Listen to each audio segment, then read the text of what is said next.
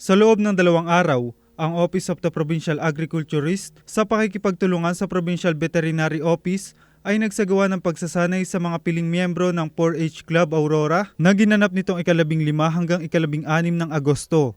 Sa ilalim ng proyektong Goat Dispersal Project na naglalayong maturuan ng mga kabataang 4-H na mag-alaga at magparami ng alagang kambing kasama ang mga municipal coordinator ng bawat bayan sa lalawigan ng Aurora. Ang mga 4-H member na dumalo ay sila rin ang magiging benepisyaryo ng tig-iisang alagang kambing na kanilang aalagaan at paparamihin upang ibigay naman sa kanilang kapwa 4-H member. Dumalo rin at nagbigay mensahe si Ginoong Arnold B. Novicio, Provincial Agriculturist, kung saan kanyang ipinahayag ang suporta sa mga kabataang magsasaka ng Aurora. Kasama din sila Miss Nelita K. Abordo, Supervising Agriculturist, Miss Leia R. Lombres, Provincial 4-H Coordinator, at Miss Josel C. De La Torre, Alternate 4-H Coordinator na nagsilbing mga tagapagdaloy ng nasabing pagsasanay.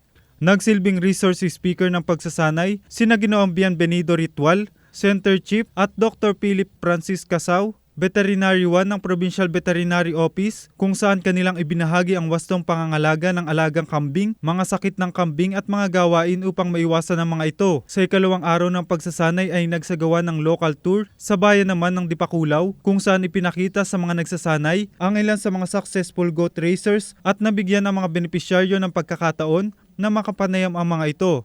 At ako inyong naging tagapaghatid balita, Joshua Angara, para sa RTV News Desk.